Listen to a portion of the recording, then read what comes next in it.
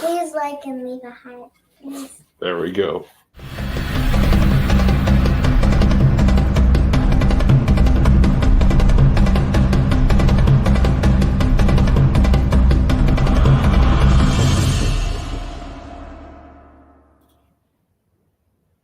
Hello, everybody, and welcome to the Vdoorlocksmith Show. I'm your host, David Gibson. I do feel a little bit close to the camera today, but we had about 10 or 15 minutes worth of troubles just trying to get in focus. There we go. I don't know. We got rid of the videographer, so we have troubles with things. No big deal. This is the Vdoorlocksmith Show, where we are unlocking the secrets to success in the oil and gas industry. One interview, one technical presentation, and one technical screw-up at a time. I even forgot to put the little thing up there. There we go. We don't need to see my name. We already know what it is. So for everybody out there watching, please let me know where you're watching from. Love to be able to give everybody a shout out here on the screen. If you guys have been watching the Torque and Drag Miniseries, please let me know. Love to be able to get some feedback on that one. If you haven't, you need to tune into it. Most likely, if you're watching this, you're within the drilling space of the energy industry. And there's a lot going on there. Went to NAPE yesterday. Got to meet and see a whole bunch of people. It was a great event. Looking to be able to start investing in a couple of oil and gas wells myself. Might throw in like a little 1% here and there. A lot of fun. A lot of stuff to actually learn. Stuff that I don't know anything about. So I'm starting from blank zero. We're going to give away a drill bit today. Not give it away just yet, but be sure to tune in throughout the show. If you want to go ahead and start putting in hashtag Gibson, you can. There's a little thing, hashtag Gibson, and we'll be sure to get you entered in for that, which reminds me, I need to get that pulled up onto the screen, share screen, tab, giveaway tool, there we go. It's all set and ready to go now. Just trying to get in line, get everything ready to go. Once again, thank you guys also so much for being here on this Friday. Really, really do appreciate it. Got an amazing show today for you. Talking about the drilling fluid myths. Drilling fluids is one of those things that I know very little about, much like everything else in this industry. I don't know much about, but really wanted to be able to bring this opportunity here for you guys to be able to learn something more with an amazing guest that we've got on here today. So let's do some shout outs here. Somebody put in hashtag DTech. Couple of days late, but DTech will be sponsoring another one of the Torque and Drag miniseries. So yeah, we can get you back in there. John DeWart tuning in from Colorado. Thank you for being here, sir. Oliver says hello from the Woodlands.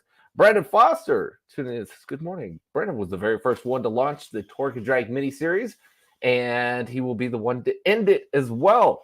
So be sure to tune in for, if you haven't seen his first episode, go back and see it. Lots of just tons of raving reviews about it. Go back and watch the first one as well as all the others. And then any notes and any questions you guys have that are not getting answered throughout the series, Brendan has been kind enough to be able to donate his time once again to the industry to be able to answer those questions there at the end. So thank you, Brandon. George tuning in. He's the one that won the big drill bit on Tuesday, watching the Torque and Drag miniseries. Ayub tuning in from Kuwait. Thank you for being here. Zaid says, hello, Mr. David. Well, hello to you too. Joshua Martinez tuning from Montgomery, Texas. Thank you. Ray Phillips from Trinidad and Tobago. Never been there. Would love to go sometime. Damon is tuning in from the Woodlands. Damon's colleague, Travis Holmes, was here last week talking about casing liner hangers. It was a great discussion. Ian Perch already putting in the hashtag Gibson. You guys go ahead and keep putting those in. We're already getting those ranked up. Oh, we already got 23 of them so far. Good stuff. Eric tuning in from sunny South France. Still looking for a role or mission, guys. Help him out here. Oh, JP Ward's tuning in, trying to win a drill bit. He's already got one. He's got a gold one too. Ian tuned in from the Woodlands. Ray Phillips. All right, getting a lot of these hashtag Gibsons. There you go. Ray Phillips, that bit is mine. JP says, morning, amigo from H-Town. Well, thank you so much. James Wilkerson. All right, getting a lot of these. James Elkins, who I ran into yesterday. Sorry, I didn't make it to the after-hour party. I was rolling with somebody else, and we had to get out of town. Omar, tuning in from Boston. Don't get a lot of people who tune in from Boston. Rahul, to Dubai. LinkedIn user from Calgary. Red Phillips says, it's carnival time now. Come on down. Man, I wish I could. Schedule is quite busy. Rig count should be double. Well, tell us why, Randy. Why do you think rig count should be double? I'll give you my thoughts. I think rig count will probably peak out at some point in time and then continue to go down due to drilling efficiencies. When 10 rigs do the same work as what 20 rigs used to do, there's no point in having 20 of them, right? Mustafa tuning in from Ottawa, Canada. Thanks. And thanks, David. We appreciate your knowledge sharing for the industry. It's not my knowledge sharing, it's other people's. So, and then it says, hello from Bombay to all. All right, man. Definitely an international audience here today. Thank you guys so much all for tuning in.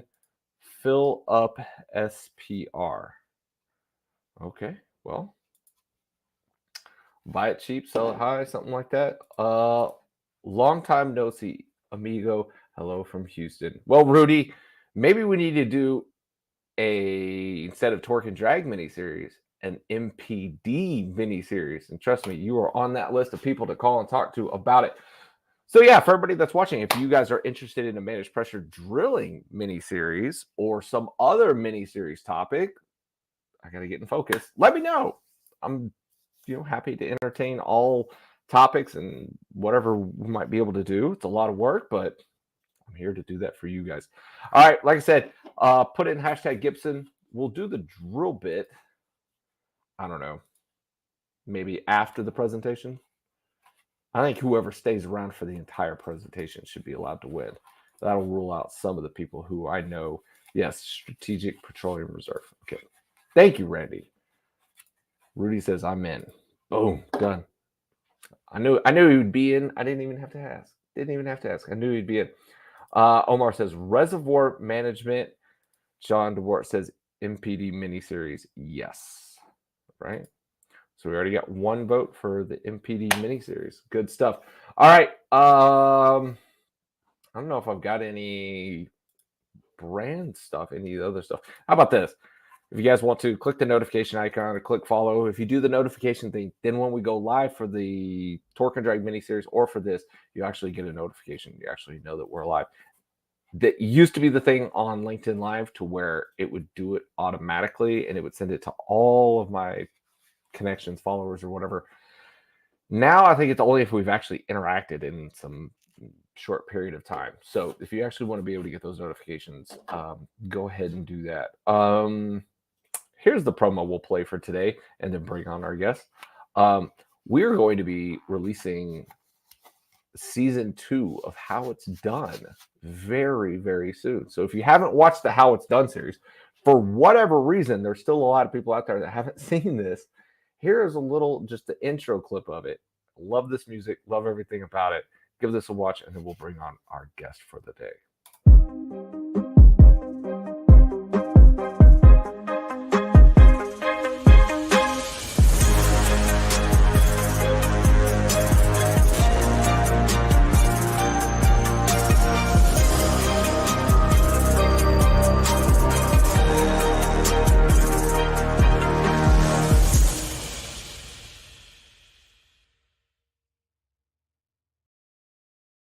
Golly, how awesome is that little intro? Love it. All right. That's all we got there for today's. Okay, so another hashtag Gibson. All right, automated drilling fluids measurement. Pretty sure that Dr. Eric Van Oort would love to be able to be a part of that one. Would love a drilling miniseries. But what part of drilling? Are we talking? There's a lot of parts to drilling there. So, I mean, if you're at the last IADC meeting, drilling was just ESG stuff, or last ART IADC thing. It was just ESG. Had nothing to do with drilling. Maybe chemicals and supply chain. I'm up for that. MPD series would be great. Still underused onshore, outside U.S. All major MPD got major opportunities in geothermal drilling. Geothermal, that's another idea. All right, let's get on with the show. Let me find the little thing so we keep the branding alive. There we go. Our guest for today is from Newpark. Ahmad, are you there, sir? I am good. David, how are you? I am fantastic. I am so happy to have you here on the show today. I am. I have to tell everybody this. So not too long ago, I think it was like 2 or 3 weeks ago, Ahmed and Steve, one of the other guys there at Newpark, had invited me over to be able to kind of tour their facility, and it was an absolutely amazing tour. Wish everybody could get to do it. We should show up in school buses or whatever to be able to go see all of the cool stuff they have there. Um, but I just want to be able to say that. So I have to ask, are there any pictures from the electron microscope in your presentation today? There is a couple, probably. All right. Yeah. All right. I got to see and stand right next to an electron microscope. And I thought that was like probably one of the coolest things. And I ran home and told the kids, and they were like, ooh. So if you ever want to look at one or see one, talk to Newpark. Those are the people to be able to get in touch with. All right. Tell me, why are there so many myths about drilling fluids? I think there's just, too many fluid types, too many different rocks that we drill, too many formations, and too many brands, right? So like, you look at every company have a brand name for a fluid, right? So people don't say, oh, I use water-based mud. They say I use X brand of water-based mud. People don't say, oil-based mud, people may say, oh yeah, I just use oil-based mud, but even that, there's a brand. And then kind of the technology leaps and bits and cutters, MWD, rotary steerables, everything. Well, on the fluid side, those technology leaps are really chemistry related. And again, they get branded very quickly. So because the service company can only do so much and the operator drives a decision of which fluid to use, obviously, you end up with like what the operator is looking for, right? So if you're working in the Middle East, Europe, North America, there's different preferences. Somebody tries some chemical, it worked once, it becomes something that becomes in every standard operating procedure. So that's really the biggest thing. It's like somebody will try something once, everything have worked once at least, right? So once it works, it gets in a procedure, it gets in a selection criteria, and then you end up kind of having to use it, right? So you never question why. So really today is more about just questioning the why and explaining, some factors around what this criteria are to like, whether it's the fluid itself, whether it's like an additive to, enhance the performance of the fluid or any of that stuff. Well, I skipped this part, and because I always forget to do this because I get so excited about the show. Give an introduction on who you are and what you do at Newpark.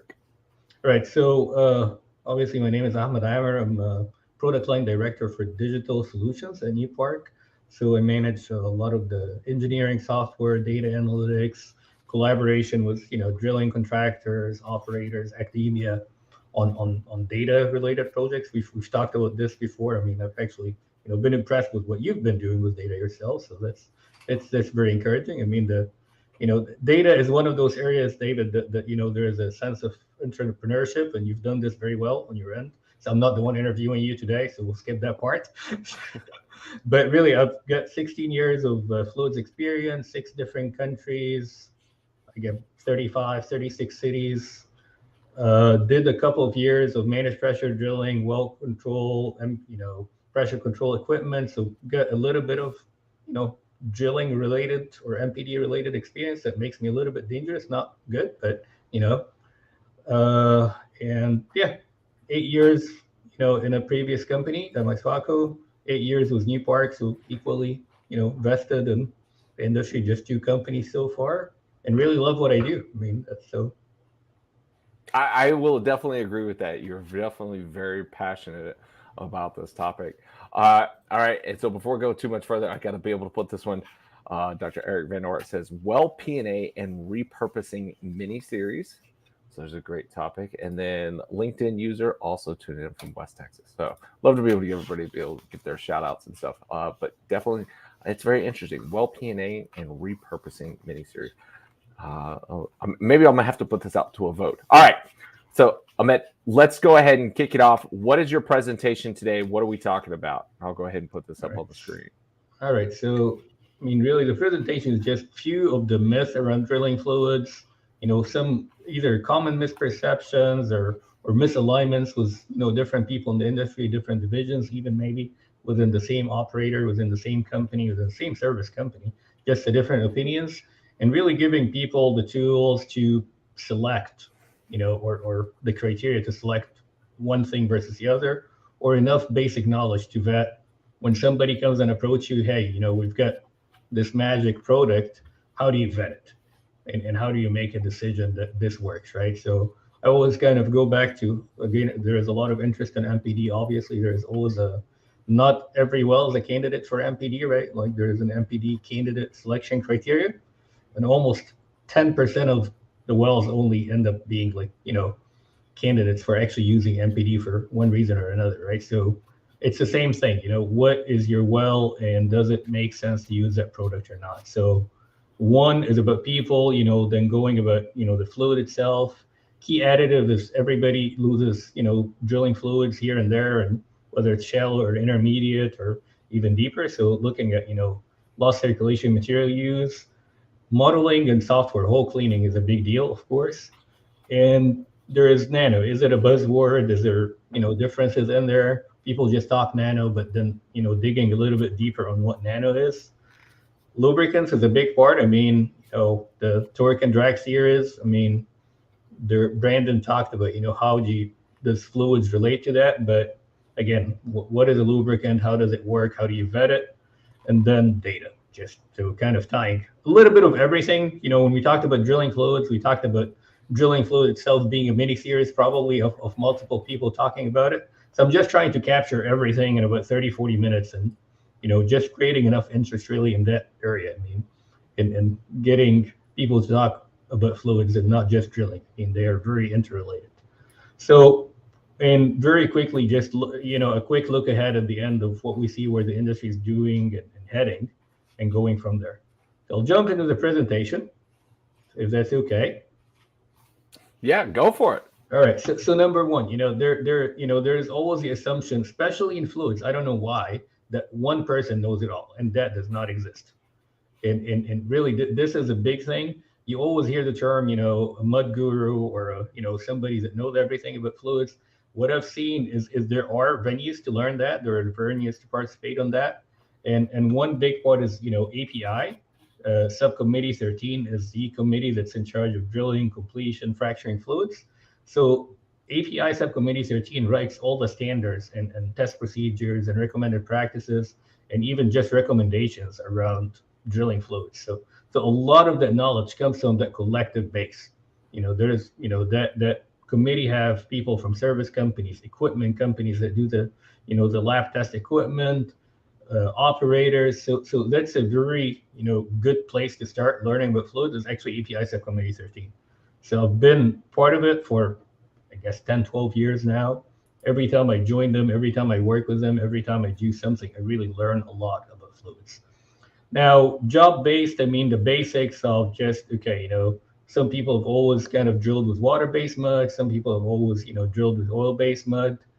There is a basic need for geology and geomechanics. It doesn't matter if you're a driller or if you're a fluids guy, if you're a cement guy, you got to know the rock. You got to know something about what makes a rock, fail or, stay intact while drilling it.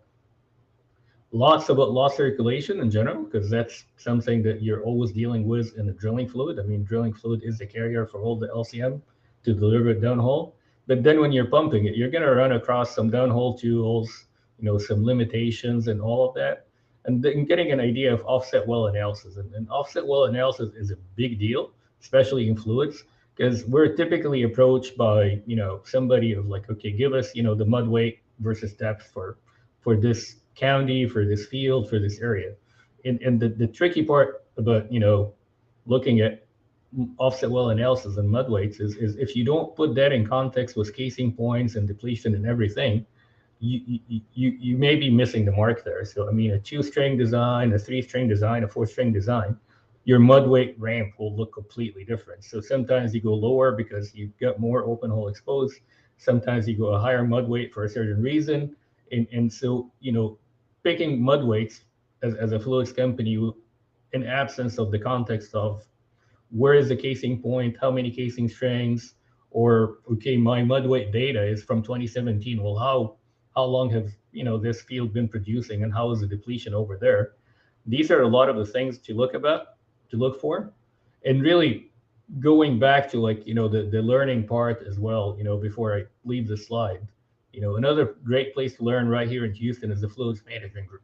So again, good group of people, lots of service company participation, lots of operators, lots of technical topics. We meet, at least once a quarter, and the committee is over 20-25 people from the industry.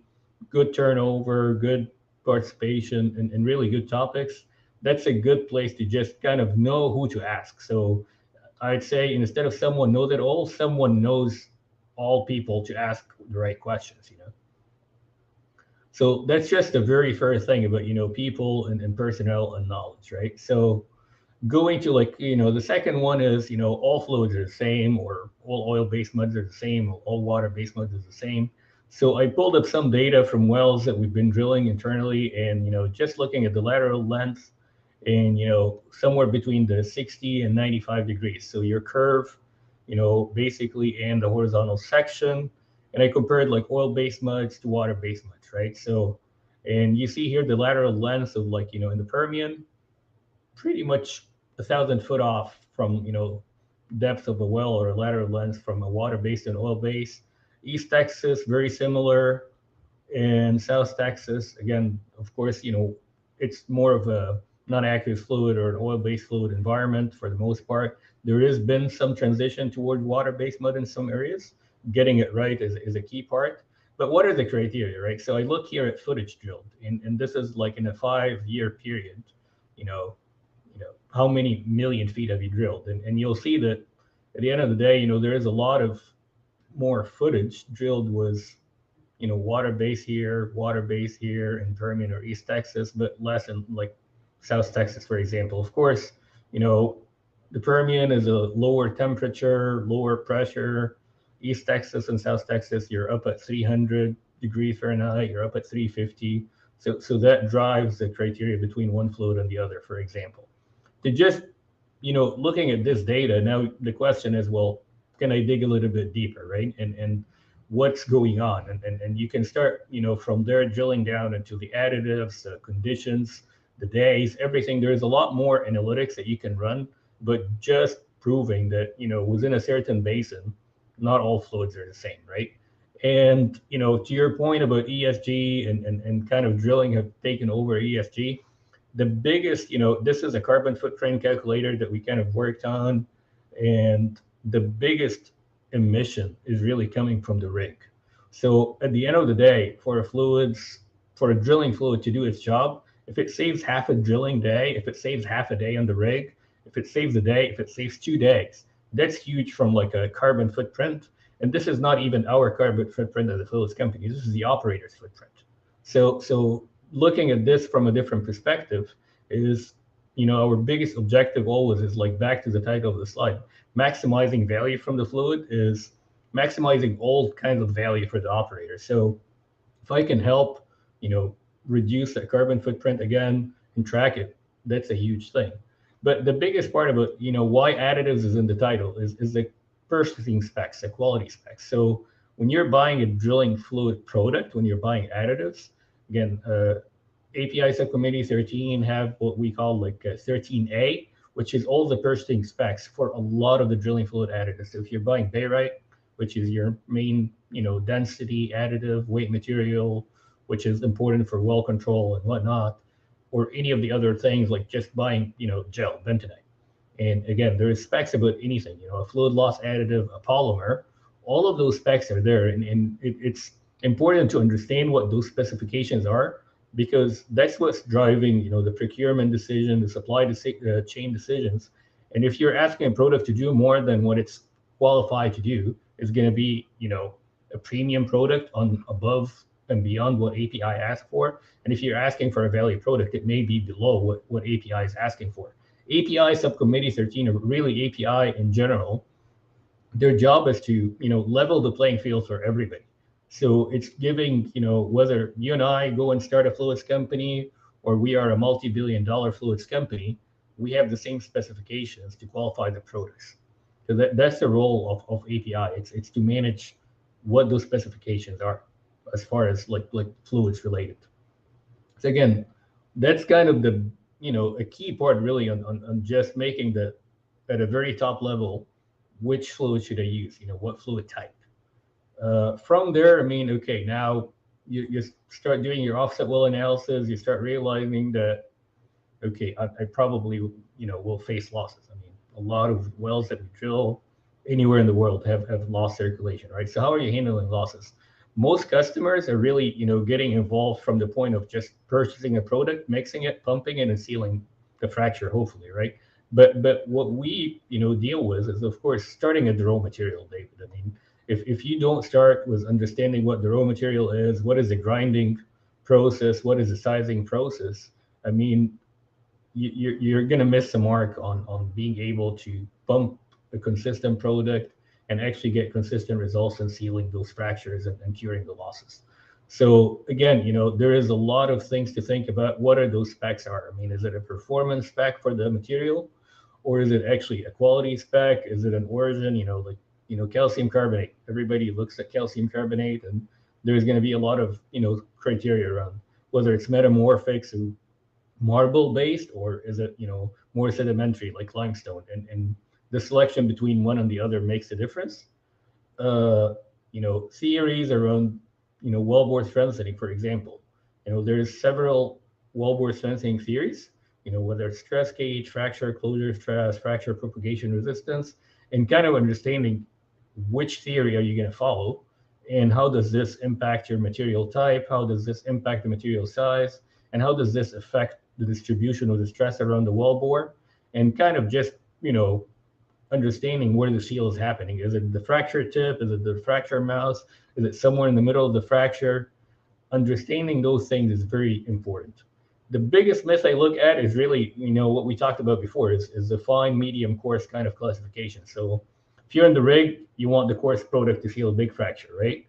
But in reality, just looking at calcium carbonates, a coarse calcium carbonate is still finer than the finest nut shell, So understanding what the particle size distribution is, what the particle size is, what the D50 is a lot more important than just knowing the fine, medium, coarse classification. Fine, medium, coarse doesn't really tell you anything about the product itself. You have to look at the particle size distribution. The D50 is a good starting point. What's that 50th, percentile above and below number? But knowing the full distribution is important to avoid plugging the tools and all of the all of the issues that can come up with LCM. One myth around drilling fluids is that particles are spherical. So a lot of the wellbore strengthening series, a lot of the LCM calculations, whether it's like ideal packing theory or any of the bridging theories, they assume that particles are spherical. Well, in reality, particles are not spherical. They're very angular, triangular, elongated. They are really not spherical. So, what we're looking at right now is almost like a shape blending algorithm. To your point, you teach your kids how to put different shapes and different puzzles and stuff. It's kind of like that. When you're sealing a fracture, you almost have puzzle pieces, and you're trying to put them together in a way to seal that fracture. And if you don't have the right piece in the right place, it will not seal that fracture. But the picture I put here in the top right is just telling people, again, like one big myth is you're always going to have somebody approach you with a case history. Hey, I use this product and I faced no losses. Well, if this is like a fault map for a certain field, right? And if you drilled it well vertically in between the two faults, well, you'll never encounter losses. So you're an operator, you drilled right here and you faced losses, and you're going to say, okay, I encountered losses, and you're going to go here and change the product and drill and not encounter that fault, and you're going to maybe assume that the product worked. Well, in reality, unless you cross the fault, and unless you know what happened in the field, and unless you get a good idea of the fault map that you're dealing with, did the product really work? So from my perspective, and really part of my job is to vet a lot of the publications, case histories, and everything, and make sure that when we say we've done a good job, we've really done a good job, and we haven't when we haven't done a good job, we need to understand why, so for loss circulation material, that's a key part of like, what are we dealing with here? I mean, again, shallower faults, deeper faults, understanding what the field map looks like. So that's, not to be sarcastic, but, LCM in a nutshell, and nutshells are always being used as LCM. So there you go. Hole cleaning models, that's a big part of drilling fluids, simulations and modeling is hole cleaning.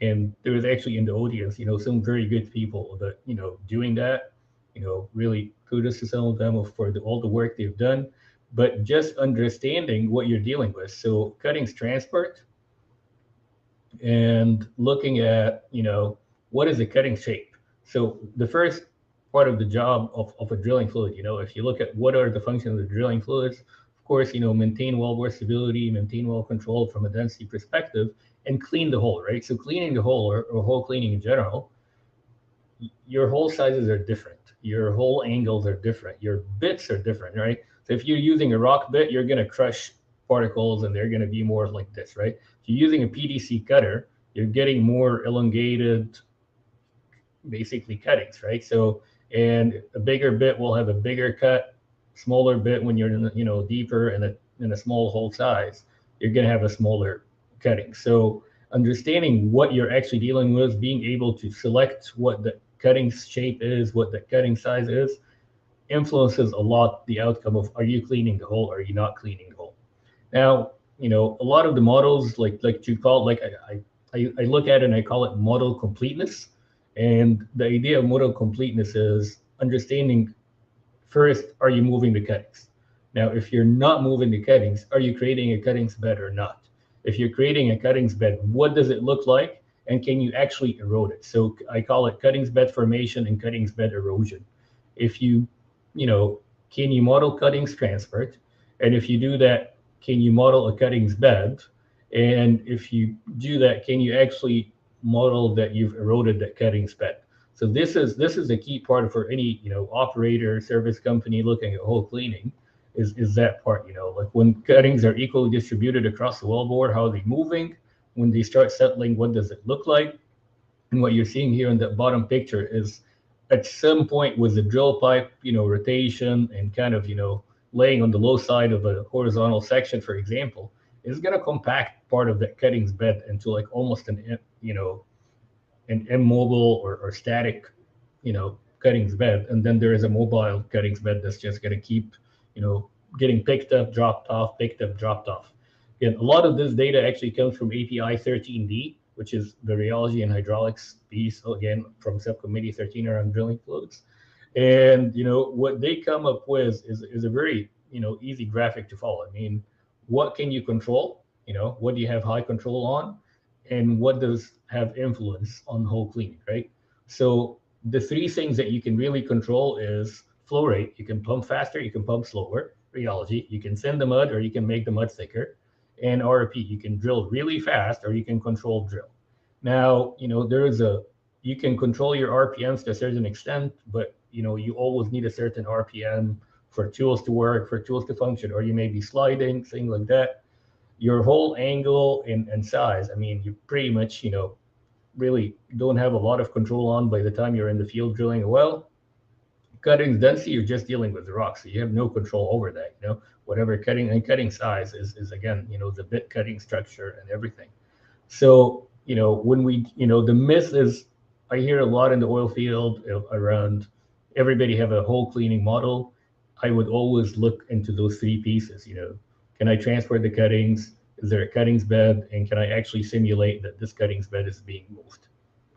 So one more, thing is Nano, right? Nano, people, always think it's a buzzword or just, use Nano, right? But Nano is just like any particle. I mean, when you're looking at, if we go back to the LCM slide here, but 50 micron, 150 micron, and 400 microns, well, Nano is just sub 1 micron, right? But how many nanometers is that product, and what is its job? Is it a functional nanoparticle? Does it react chemically, or is it just a physical plugging nanoparticle, right? And what does it do? So is it minimizing pore pressure transmission? So, kind of really jokingly, I call it like big nano, small nano. So this is like 100 nanometer particle, but this is a less than a 10 nanometer particle.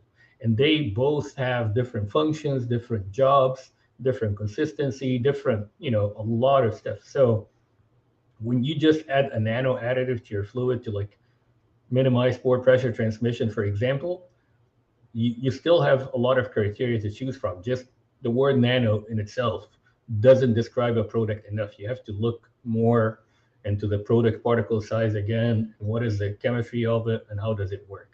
And there's different nano technologies in general around what we call like technology readiness level.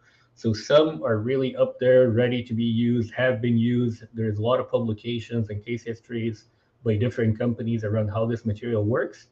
And some are still, basic research and still, kind of evolving. So that's one more thing. And, then the lubricants part, right? So Brandon, when he was talking about friction factors, torque and drag, everything around fluids. One, what does lubricity correlate to? Does it really correlate to ROP? Or does it correlate to friction factor, torque and drag, and so on, right? So if you're looking to maximize your ROP, that's different than, that's more of an ROP enhancer. If you're looking to minimize your torque and drag, that is a lubricant. Some do both functions, some really don't do two functions, right? But, this is a study by a company called Earth Science Associates. It's not mine, it's a company I partner with and looked at data together. I give them all the credit for that. What they've really done, for example, is offshore. They mapped everything in the Gulf of Mexico and looked at low drilling speed, high drilling speed, and kind of medium drilling speed, right? And the idea is if you drill fast in a low drilling speed environment, you're doing really well. If you drill fast in an already zone that's high drilling speed, are you really doing better? So the context, it's always around the context. What is going on in the field? What is going on around you?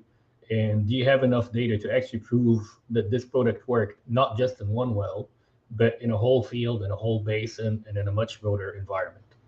The other part is, the drillability of a rock and kind of understanding what the stresses are. So, these are kind of Rose diagrams, understanding, which direction of the well based on minimum horizontal stress, maximum horizontal stress, stress distribution around the wellbore. What is the right direction to drill a well, right? And if you're this company and your fluid drilled in that section, a certain hole size, and you've really drilled really fast, but if you're a different company and your well trajectory just ended up in that path, and you can't get very high ROP, well, is that really a fluids problem? Again, back to your point about don't blame the mud, in the torque and drag series, I would always look at like things like that as okay, somebody's drilling faster, somebody's drilling slower. Is it a mud related issue, or is it actually a geomechanics? I mean, at the end of the day, you can't really fight Mother Nature so much. So getting a good understanding, and then the top drive. I mean, if your top drive is capable of pushing the pipe somewhere, I mean, it's your number one tool, right? Lubricants and all the mechanical lubricants or chemical lubricants or everything is great. But at the end of the day, it's a top drive function. And if your top drive can push it, that's the key part there to think about. Last one is looking at, rig data, So we do a lot of data projects looking at, rig contractor data, our fluid data, and, operator data and public data. A big part that we focus on actually is, and personally, that's kind of a passion of mine, is just looking at public data. So, well, data, and I guess John Dewart is here and actually attending. I mean, I really actually learned a lot from his presentation in the past. I enjoyed his distinguished lecture talk as well. And that's kind of what got me started on looking at this is standardization, So understanding, the rig time codes, I think there are like 18 codes and like 5 subcodes. For a fluid report, we only track like 12 codes of ton distribution. And those 12 codes are what we track on a drilling flow report, which is an API standard drilling flow report. Does not always correlate to what the rig distribution is. So understanding what, code 5, condition mud and circulate. What does this mean? Sometimes you're conditioning and circulating to weight up because you're going to have wellbore stability issues. Does this mean that the fluid was not in a good shape? No. Does this mean that there was an issue with the fluid? No. But there could be an issue with the fluid, and you could be conditioning and circulating. So understanding what that code 5 is on an IADC report, that's pretty much the only code around drilling fluid that I know of that makes sense. But, that code, in absence of actually what's on the mud report as far as those different codes, doesn't really give you a lot of context.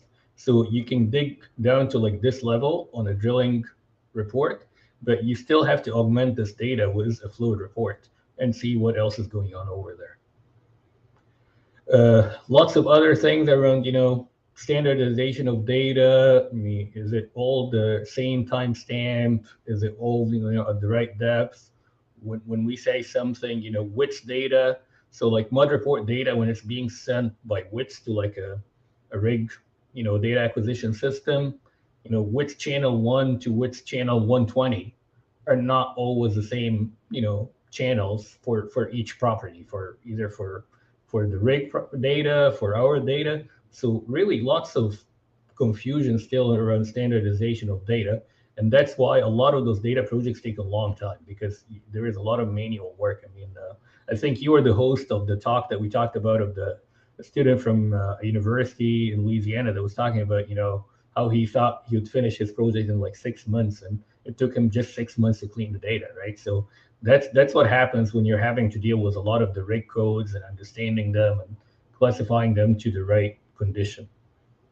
So, I mean, finally, just kind of what do we see is going on in the industry, right? So number one, there's a lot of cost discipline in the operators and the service companies, right? So operators are drilling only where they can actually, fields that they know can get production from, can convert that quickly to, to cash, can convert that to, shareholder value. There's lots going on with operators and managing their cash flow. Commodity market, I mean, there is a lot going on right now with, there is a big industry push towards commoditizing everything. That works for maybe 80% of the products, but there's always that 20% of, the specialty additives, chemistry, and know-how that is needed, right? And reduced R&D spend. I mean, when we look at, the industry across the board, there's, last 2 or 3 years, I'd say there's been less publications in a lot of areas, less activity, and the, the reduced R&D spend, I guess, Dr. Eric is actually attending to, and I augment that or complement that with what academia is doing and what companies are doing to fund research in academia. So if you're not going to do the research yourself, at least kind of outsource it and let somebody do it with the right ideas. Academia has really moved leaps and bounds in the last few years by hiring actually industry people that can turn projects. They know where the start is of the project, what the end goal is, and they can get a project moving quickly. I mean, I've seen, Dr. Eric and his team with UT, build projects within like 6 months to a year. They actually have a solution. It's not anymore a 5-year academic research project. So there is a big, improvement here in this area. Data science, I mean, there is a lot of work about, how do you transform operations? How do you increase efficiency of drilling, but of people as well? If you can minimize people's time and effort doing something, and if you can automate the task that they're doing just around data, like pulling data from a mud report, putting it in an Excel file, and drawing a graph versus just aggregating all this data in a database and visualizing that in a BI software, that, improves people efficiency, gives them visibility of what's going on very quickly, and helps with that. And of course, data is becoming more and more clear on production, reserve management, everything from operators, but that also ties to understanding better the depletion, which areas are, losing pressure fast, and how are you going to drill around it, and so on. And finally, there is that big push in ESG. I focus more on geothermal personally, because that's the closest different non-hydrocarbon source of energy that still relates to drilling. I mean, so you look at, rig contractors are funding geothermal companies. You look at a lot of the funding, and that really flowed from investor community to companies in the last 2 to 3 years. A lot of it has went to geothermal companies. Department of Energy, they published like competitions and millions of dollars in funding to people with ideas around geothermal as well. So that's a big part today of what's going on. And the two biggest, gaps, ironically in geothermal is kind of where most of the studies go from Department of Energy is, guess what? Loss circulation and modeling. So loss circulation, managing the losses, because you're drilling most of the time, looking for fractures in a rock that may be naturally fractured or will be naturally fractured most of the time, or you're creating the fractures yourself. And the other part is, of course, the modeling the temperature. So, I mean, what is the cooling rate of that fluid? And, and the other part is, how is the rock heating the fluid? How is the fluid cooling the rock? So understanding better, it's easy to model that at 250 degrees Fahrenheit. It's really not easy when you're dealing with like supercritical fluids and bottom hole temperatures of 800 Fahrenheit, 1000 Fahrenheit, and so on. And, there's a lot more regulations that we're having to navigate with now. I mean, if you look, West Texas, Permian Basin, just jumping from Texas to New Mexico, the regulations change around how do you frack a well, how do you drill a well, certain things, freshwater use, things like that. So understanding the regulations, anticipating the regulations, and knowing what's going on. And of course, there is the sustainability part of any, product life cycle management, just understanding where am I getting this product from, how does it work, and there is, really operators and service companies are looking at, can I actually track that product, the source, and understand it better? So I hope I didn't really take a lot of time. We still have about 10 minutes at least. Oh, we got all the time in the world. This is my show. We don't have to shut it down early by any means. All right, so. Well, if anybody's got any questions, I know there's already a couple of comments and questions that have kind of come in. This is funny. I just noticed this. So Eric's watching on YouTube and he's commenting on LinkedIn. So he's doubling up the numbers here for us. I appreciate that. We're going to take that one down. But yeah, if you guys have got any questions or anything, be sure to put them into the comment section. Thank you so much for the presentation. I know this is, this is a great topic. I love the one about coarse, fine, medium. Here, I'll pull it back up and you can go to that slide. The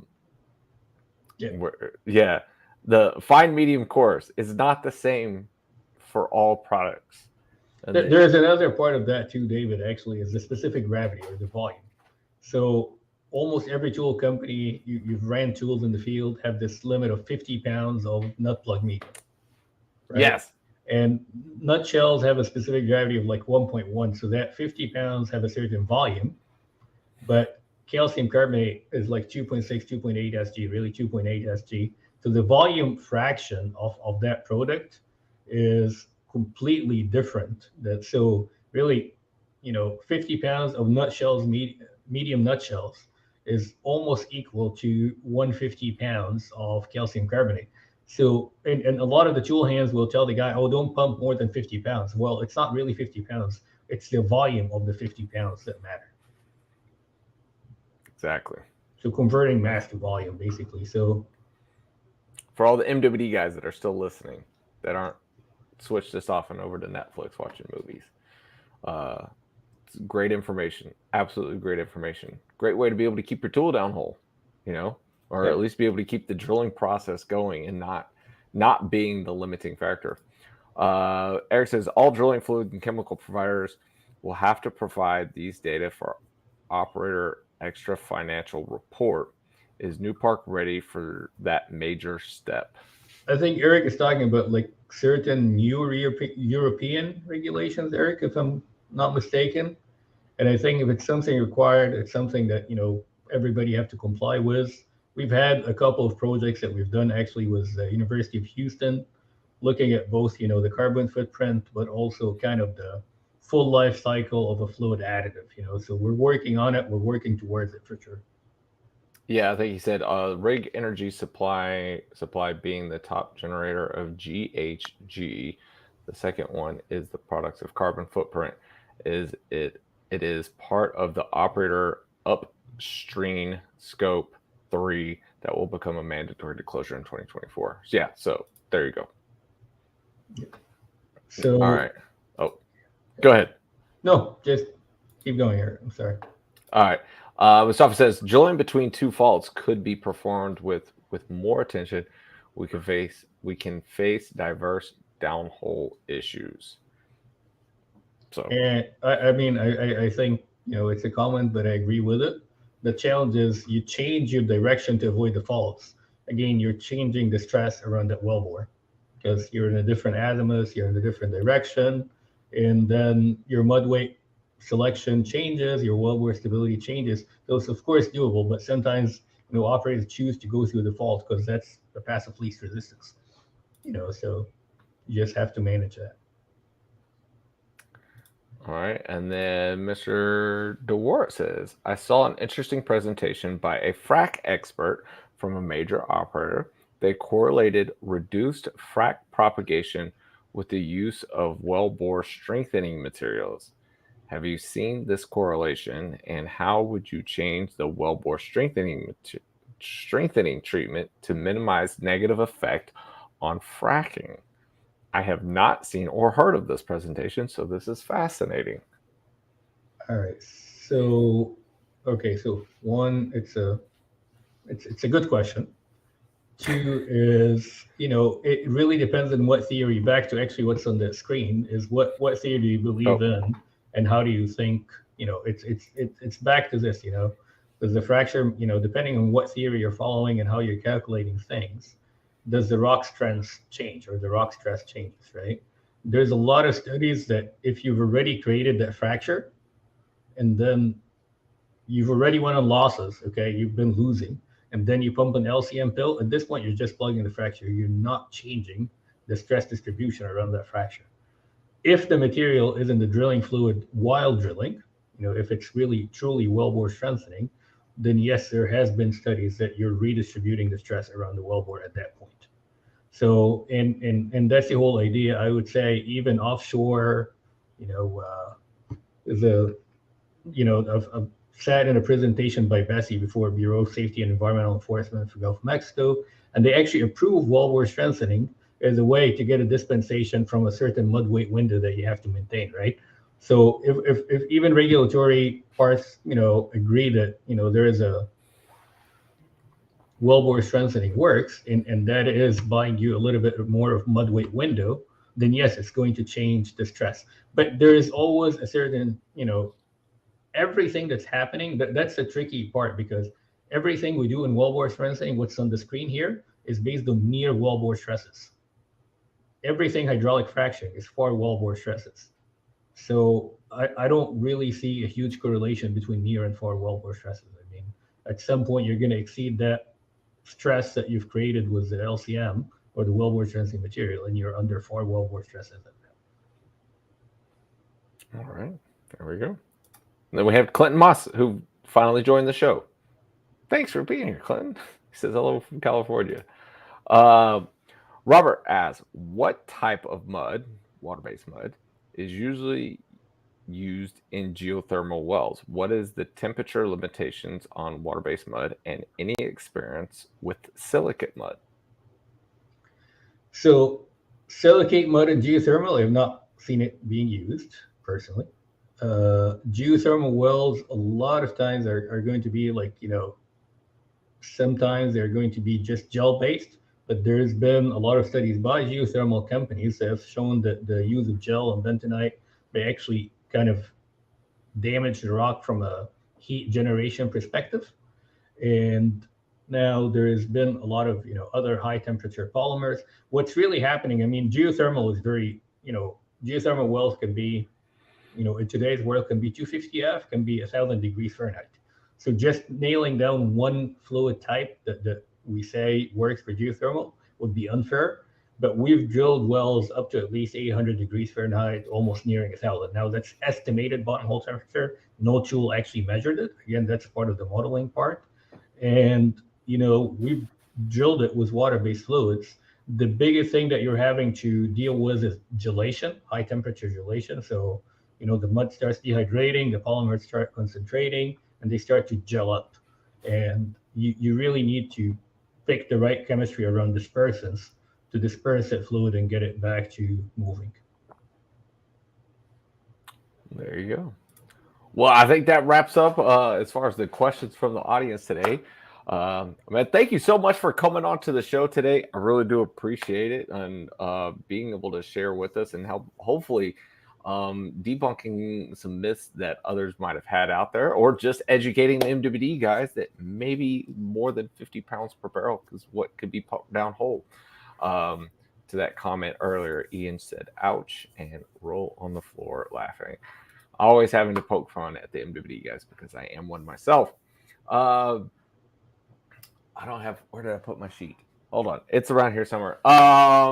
Tuesday's Torque and Drag is Neil Armstrong, brought to you by Cougar. There we go. Tracy's, everybody round of applause for Tracy. She's the amazing assistant that takes care of everything around here.